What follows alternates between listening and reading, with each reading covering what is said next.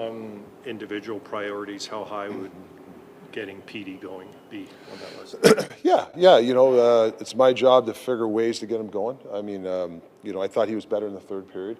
When he's moving his feet, I know everybody talks about it, but when he moves his feet and he drives play, he's a hell of a hockey player. So I think we just got to keep reminding him to get in those situations, to move your feet and attack mentality. He's had Höglander as a winger who's, very direct, kind of play-driving type player. You had him with Garland when Garland was, Garland is one of the top play drivers too. Now you've got him with Brock. Is there much more you can do as far as changing line mates or partners to get him going, or at some point is it just up to him?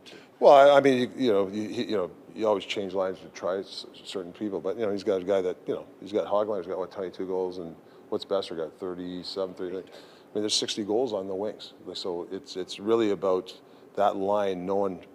If they do the right things, it could be a really dangerous line for us. And then, because I always want to keep Dakota and obviously, and Gars when they're together, a lot of good things happen. So, but they might change sometimes, and I think you can't really worry about it. I think you just got to drive play yourself, and you'll have enough help on the wings. You thought about putting him with Garland and Joshua? Petey? Who's that? Petey. Yeah, I mean, it doesn't really matter. I mean, to me, it could happen down the road. I mean, I'm not sure line combinations.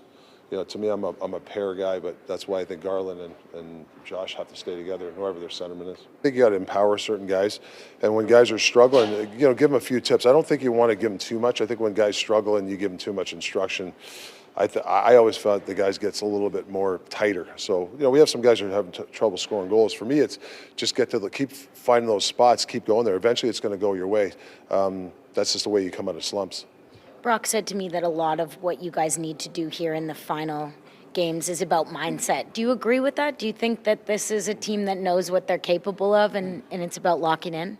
Yeah, at this time, the intensity and all that stuff come into play, but mindsets, you have to have a strong mindset. Like I said before, the structure the guys have been doing a good job. It's really the changes or the turnovers, it's the miscellaneous stuff that we've been struggling with, and that's a mindset thing. Making sure that you change properly. If there's been guys on the ice for a minute, you have the puck at center ice. The puck has to go deep. You know what? It just happened too much the last few games where we didn't get a puck deep. Then all of a sudden we have to defend. Guys are tired, or we've had a couple of bad changes where actually it cost us a goal. And that last game, they got 2 grade A's off of a couple of bad changes. So for me, that's a mindset thing that we got to improve on. Do you sense the urgency building within the room just naturally? Yeah, I think so. I think, when you start looking at the season, there's only how many games left, who you're playing, people jockeying for position, who's going to make the playoffs. I mean, and, the fans are excited about us making the playoffs. There's a lot going in it, and I think it's important as a group we handle pressure together, as individuals. It's been a while since you actually worried about making the playoffs, but now that you've clinched, does it make it easier to handle these last games as a team, or do you worry that maybe they lose some urgency because officially they're in? No, I don't think you lose urgency. I think everybody knows, I think a lot of guys here want to start to play better.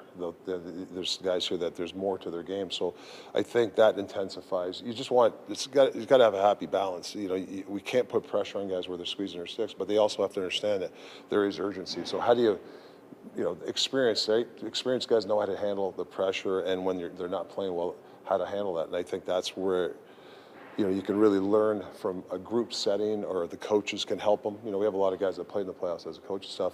We got to relax these guys so when they go into the fire that they're ready for it. Casey. Yeah, Casey. Z's getting back in. Yeah, Z's, yeah, and the same forwards. Yeah. Going between my legs wasn't my best chance to score, trust me.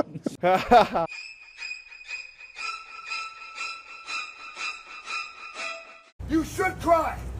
You should cry, boy.